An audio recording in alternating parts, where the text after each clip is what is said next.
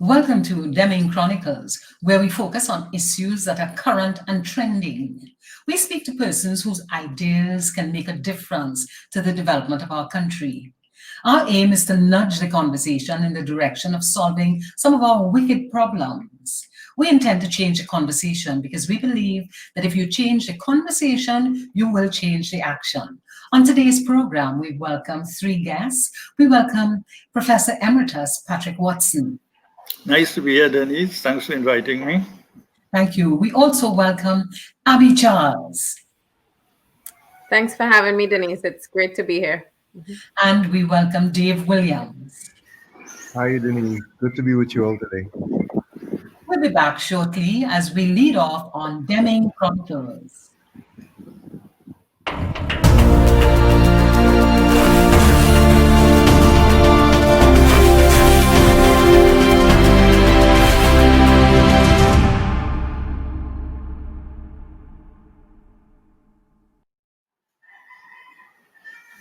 Welcome back. And on this segment, we introduce Professor Emeritus Patrick Watson. We've known him as a professor at the university. We've known him as econometrics, as his master's and his PhD, all numbered. Welcome to the program. And let's start by asking. Thank you very much, Denise. Let's start by asking a big question, a really, really big question. If you had to score the government's performance on a scale of 1 to 10, with 1 being an absolute fail and 10 being absolutely successful, how would you rate the government's performance in terms of governance? Well, I'm rating the government and not necessarily this one, but the governance. I would give a very low mark. 3 would be a very generous mark, but I'll remain at 3. And I could justify that if you wish, if you want me to. Please justify it, because you said that you are rating governments and not necessarily this government. Yeah, I'm rating governance and the system, because several governments have been involved over let's say for the 21st century. And I am really going to be looking at that. And what we have had over the years is a steady decline in the quality of institutions. And that is a very, very important part of governance. Police service, all the protective forces, the judiciary, the office of the DPP, nothing in the system, the parliament inspires confidence. There is a singular lack of efficiency in getting things done. Everything takes years to get done. There is a promise of procurement legislation that I have been hearing for a very, very long time. Nothing is happening. There was the creation of a Heritage and Civilization Fund, which was a good thing. Nothing has been added to it over many years. And so we find ourselves in a position where we really need to have some money available. And there's only about 6 billion when there should have been much, much, much more than that. There is generally a lack of, and not to talk about personal safety. Everybody is worried about personal safety. And with the advent of Facebook and the internet, we are seeing some of these things close up online. And in general, we are not being made to feel that we are living in a country that is moving forward, which is what good governance would indicate. The education system is under serious threat, and I'm not even talking about what is happening now with the pandemic. A lot of people are falling through the cracks, and in the health system, two of the things that we have, we all have hospitals in this country. There's a health service. But if any one of us, I'm taking a guess, I'm sure it's true about you, Denise, it's true about me too. Unless there is something that has to be done that cannot be done elsewhere, I will not be going into any of the hospitals here to have anything done to me. And in fact, prime ministers say the same thing, more or less, because they go abroad for treatment. And I'm not talking about Dr. Worry alone. Mr. Manning went to Cuba. Mr. Pandey went to England, I think, and other places. we have not been doing very well in governance. And as a consequence, we are trending more and more towards what people will call a failed state. And COVID-19 is not going to help us. COVID-19 is going to make things worse. And the worst thing to have in a situation like that is a government in which you have no confidence. And that is what poor governance causes. If you were happy, let's take the property tax as an example. Everybody, I don't think anybody doesn't want to pay that. People are afraid that they are not going to get value for money. People believe, and since the Axie tax, in fact, this was the case, that the government spent its money badly, and here they are now trying to make money from some other source. If you know how a property tax is run in other countries like England, the equivalent in England, it's a tax that is done within a local community, and the funds are used for the benefit of that local community. These funds will go into the consolidated fund and be used generally. So in that sense, it's not really going to be a property tax except in name. So we have a general situation of at local government level, certainly at national government level, where people are not satisfied with the delivery of service, and it is not seeming to get better. What we can do is, if we make comparisons over time, I mean, Singapore and Trinidad and Tobago became independent around the same time. If you look at what is going on in Singapore, what is going on in Malaysia, just call it two countries like that, or even in the Caribbean, we may be able to squeeze in Barbados as an example of relatively good governance. We can see that we are way behind in all of. We have been lucky because we have had money in the form of oil, especially over in this century, we have had quite a bit of it, and we still have money outstanding that is due to the oil. Of course, that's another issue because that money is shrinking. Day by day, the funds that we have are getting lesser, and there is no hope of anything coming to fill it. The price of oil is not rising, and even if it did rise, we have production levels that are very, very low. So we are not going to be going very far, very fast. Professor, you have painted a picture of absolute doom and gloom. If you could change just one thing or two things, if you could take some action that could just be a point of inflection before we change a direction, what would you do? One of the things we must do and ought to have done a long time ago is diversify this economy, not into 100 different products, but into things that can earn foreign exchange. We ought to have done that before I was born. And in fact, they were speaking about it before I was born. But oil has always intervened to make us drop the idea. Every time the oil goes bad, we talk about diversification. As soon as the oil prices rise, we change our minds. We don't talk about it anymore. In fact, there was one prime minister who made you believe implicitly that God is always going to give us oil. And that was very, very unfortunate. In fact, he complained that since the turn of the 20th century, people were saying that oil would disappear.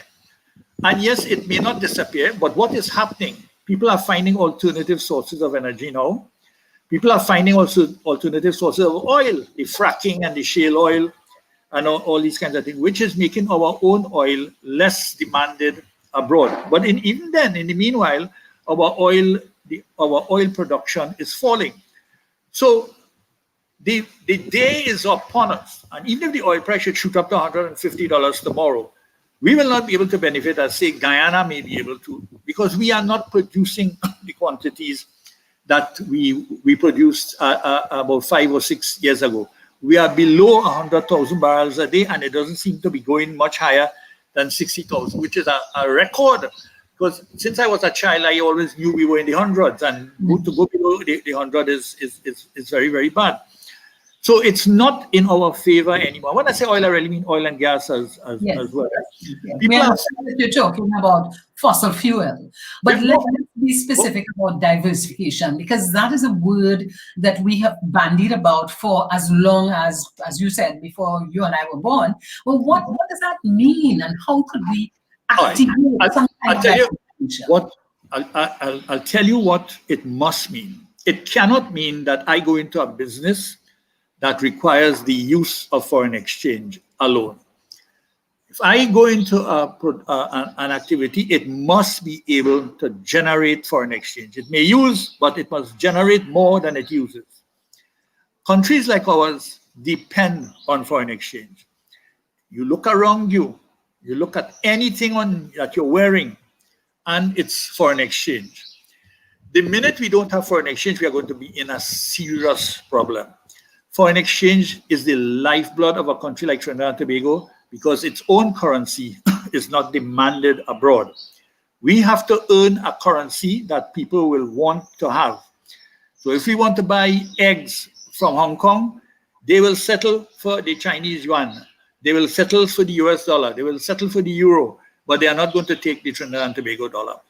So we must earn foreign exchange that can help us purchase things from abroad. A small country like ours just does not have the resources to provide everything that we need. And we have already become accustomed to a lifestyle where everything we do is foreign exchange. So we have to find the means of earning those the foreign exchange that we need to live. Now, when to identify a product is not so straightforward. In fact, what I suggest and have suggested, and based on research that we have done, is that we have to finance innovation. We have to spend money on think tanks, on spending it on people who come up with ideas, sometimes crazy ideas, to see what it can give. You may be able to say, well, we could go into something like the yacht services and anything like that. These things appear to be obvious, but many a time they are not. Sometimes what is most obvious is not the real thing at all. When you study the history of a country like Finland, Finland was a woodcutting country up to a few years ago. And because they acquired skills along the way in woodcutting, which included using electronic items, they went into the making eventually, and at one time were the leaders in the making of cellular phones, the Nokia. Now, and nobody planned to do the Nokia. That happened because of the skills that were acquired. We, over the years, have acquired a lot of skills, let's say from the petroleum sector, including accounting skills, including administrative skills, which we can use not only in the petroleum sector elsewhere, but in other energy sectors and in other high-tech sectors all over the world. We may be able to guide our production of goods and services, and perhaps more services than goods, in a direction of that. I'm not saying that that is the case.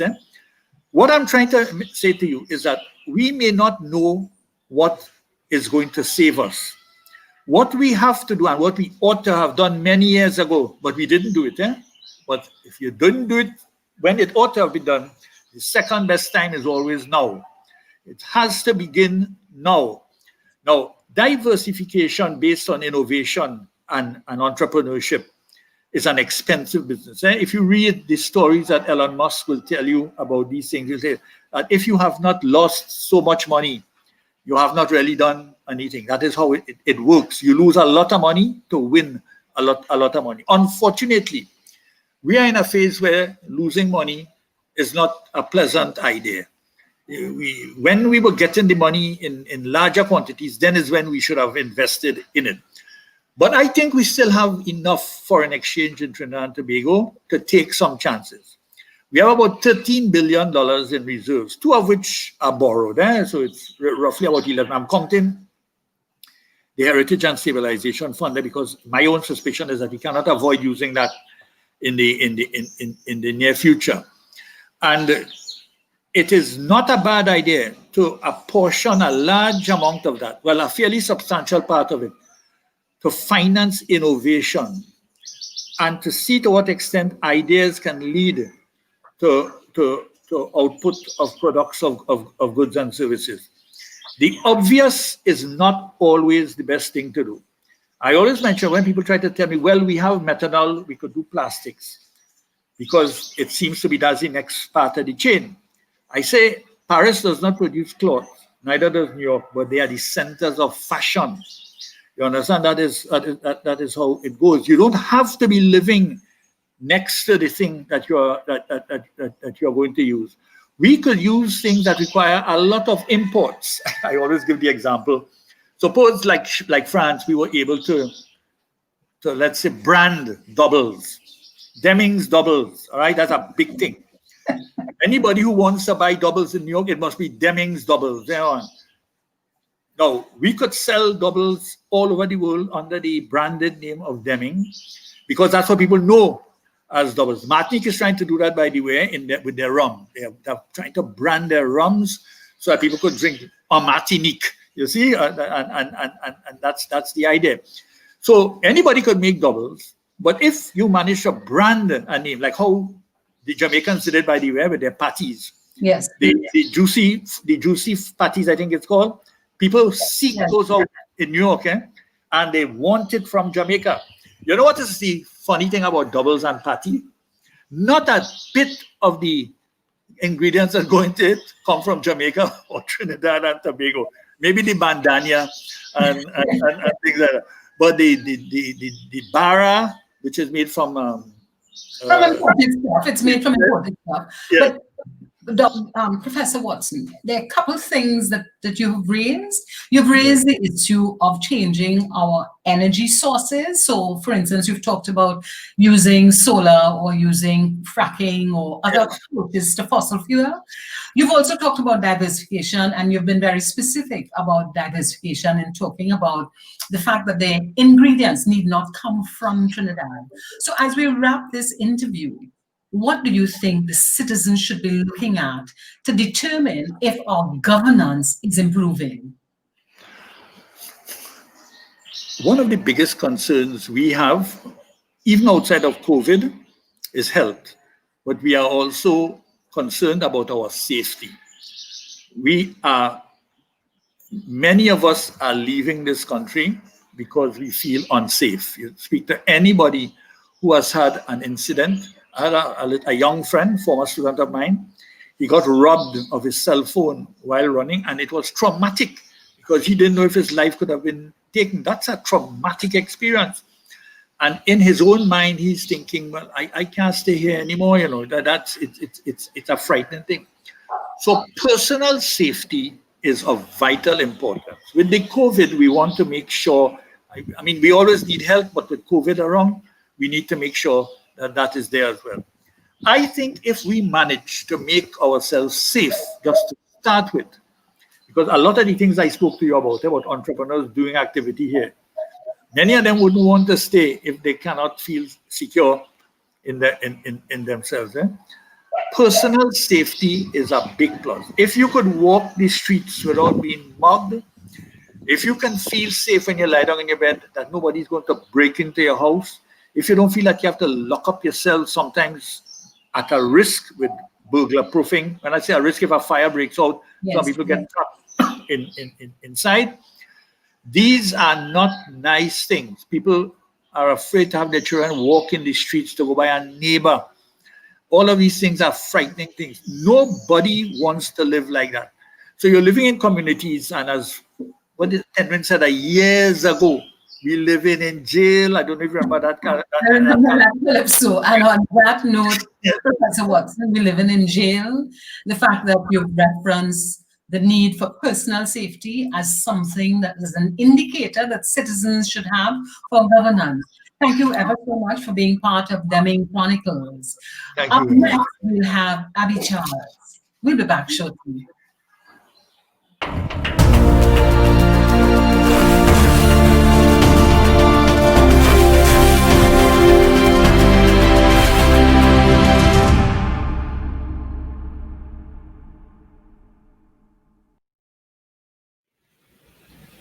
Welcome back to Demming Chronicles, and with us is Abby Charles. Welcome, Abby. How are you today?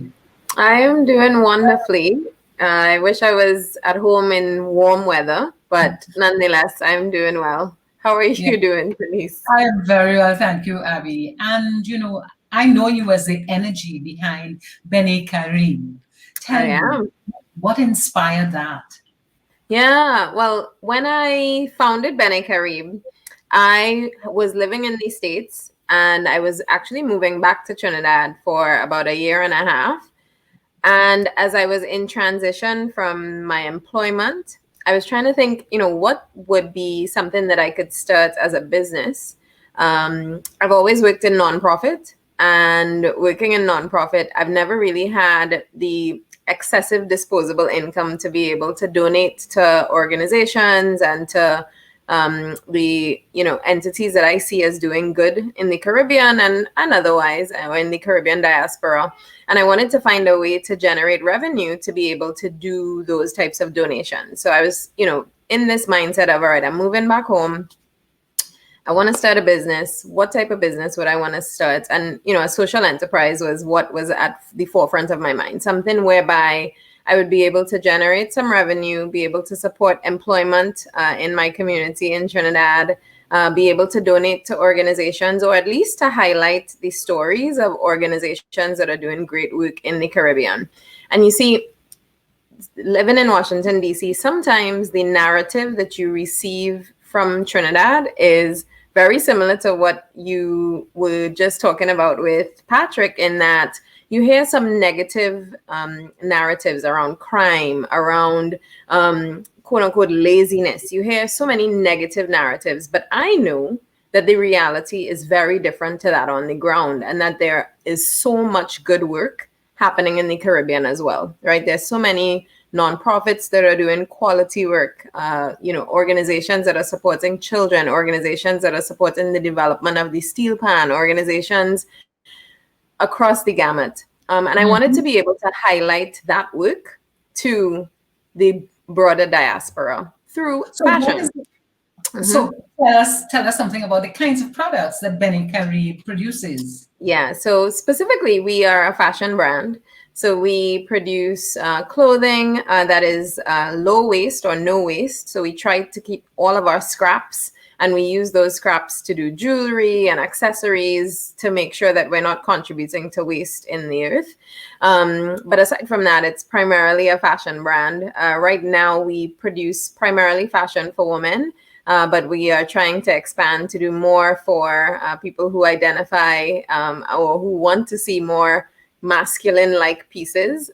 But, to be gender neutral is also something that we are working towards as well. So we could produce clothing for people who identify in whatever way they want to.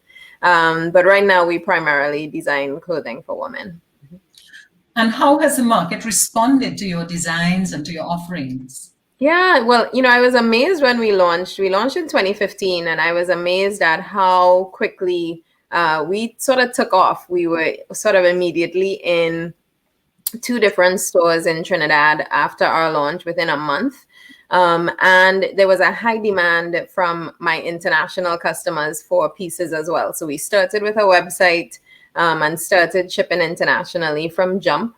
And there was quite a lot of interest for our pieces, because we try to really embody what I see as a Caribbean aesthetic in my mind. So we use fabrics from the Caribbean, we use batiks, we use bright colors that represent the essence of the people, the rhythms, the energy of the Caribbean in our pieces. And, surprisingly, even as I've moved back to the States, the demand is still there, which I'm truly pleased by. Some of the pieces we're trying to do better is telling that story of why we were founded, telling the story of the good in the Caribbean, which is what Bene Caribe means, so that we can attract even more of an audience. Because globally now, we know that people want to see that they are purchasing with a purpose. They want to know that the brands they are buying from have strong values as well. So there's interest there. We just need to make sure that we are meeting the market where they are at. And what a lovely name. Good in the Caribbean, good from the Caribbean, Caribbean good, Bene Caribe. What a wonderful play on some of the aesthetics and some of those theories and those notions that will help us to be more productive. What do you see as some of the backward linkages between your products and where you produce it? What are some of those? Could you explain some of those backward linkages to us?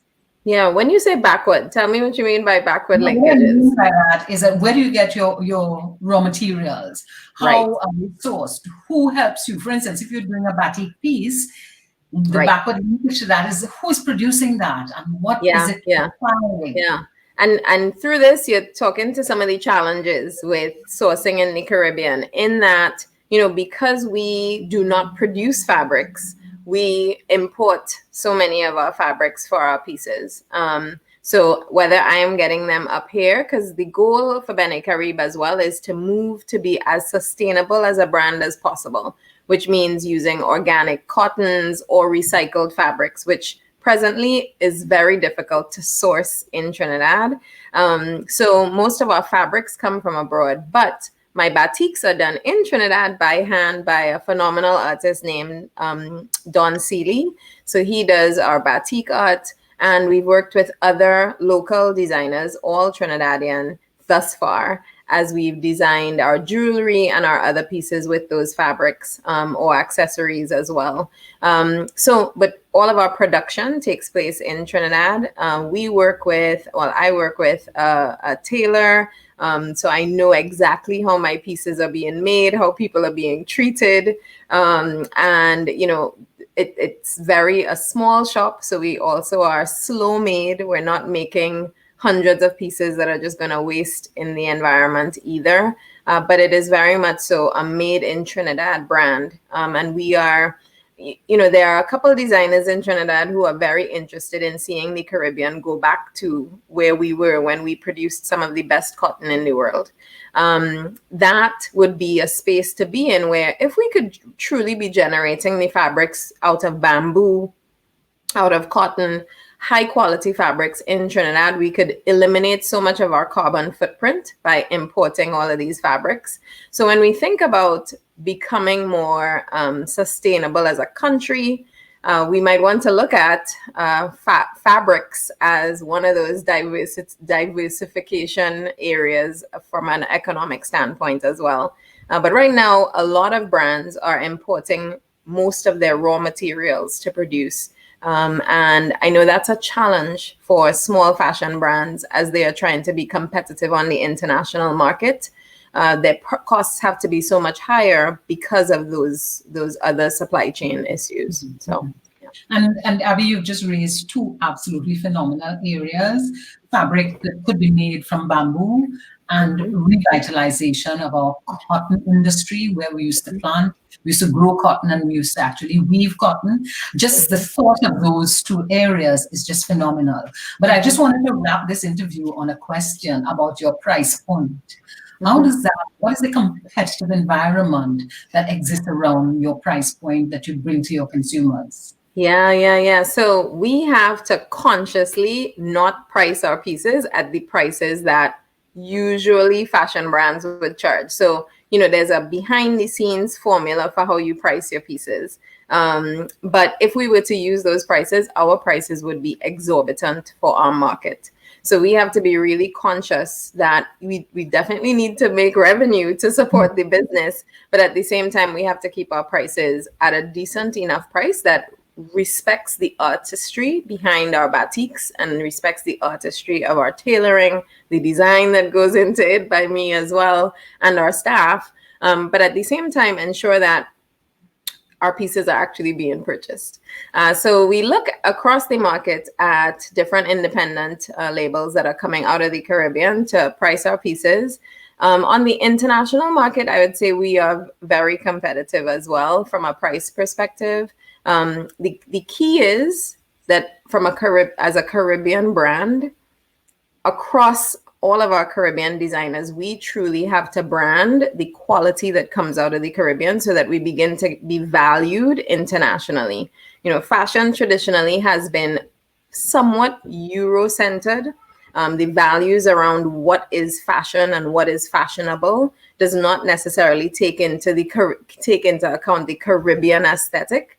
And we have to really highlight the value that fashion from the Caribbean brings in order to ensure that whatever we price our pieces at, the quality is valued internationally. And on that note, the pricing and the quality and the Bene Caribe Good Caribbean good. On that note, thank you very much, Abby. Next up, we'll have Dave Williams, Demming Chronicles. We'll be back shortly.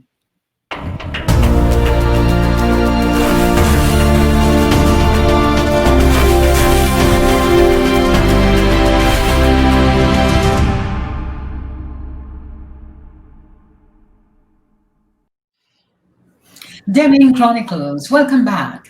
And our next guest, Dave Williams. I know he's accustomed to a big stage. I know he's accustomed to a lot of movement. But we have a studio interview with Dave Williams, who's a creative consultant. And I just want to start this interview by asking you, Dave, what brings you joy? Oh, gee, and I told you not to ask me that, you know. What brings me joy? Joy is something that I think is really difficult to explain, that, you know, I have to go find the meaning of it to really address that question. But I don't believe I spend my time pursuing joy. However, what I believe brings me a sense of awareness of, you know, my circumstance, my situation. I find that those things kind of fulfilling.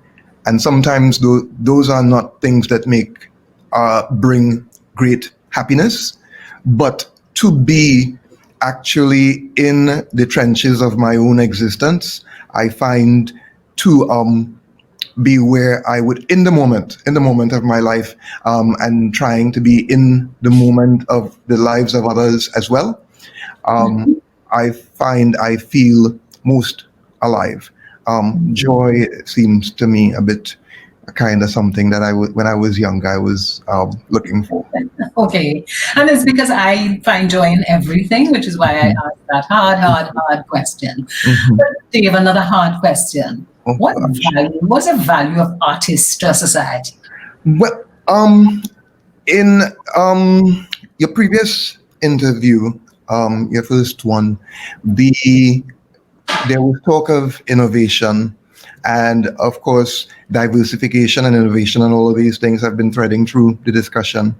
And one of the centers of innovation in a society is art.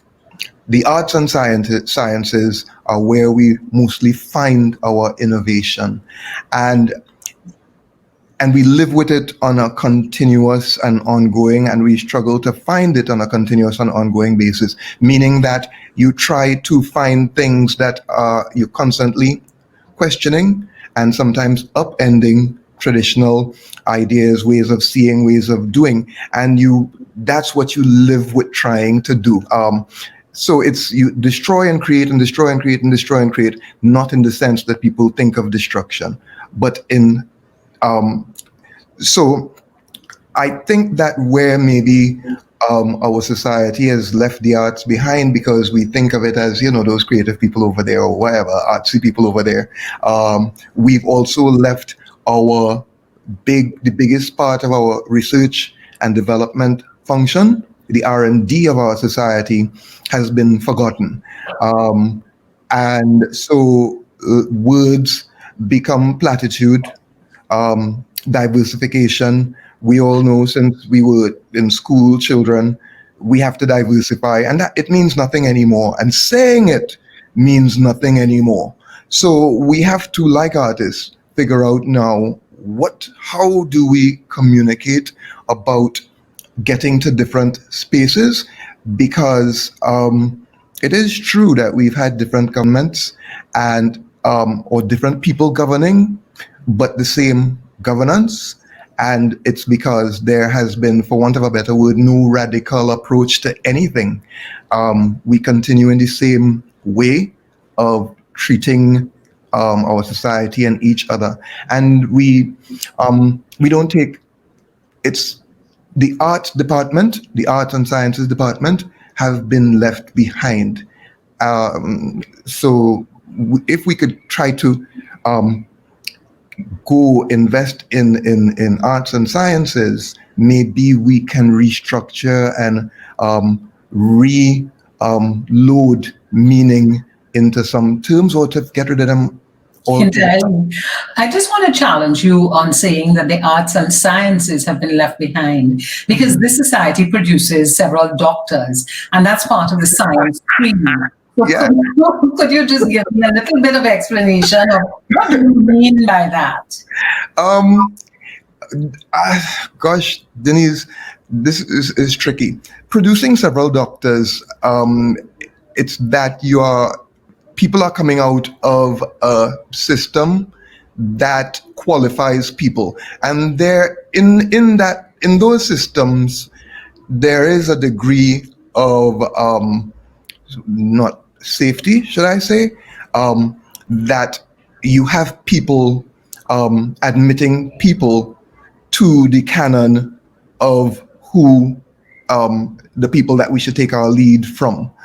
And so in there and in perpetuating that system, um, and particularly maybe in a small country, you may not be doing the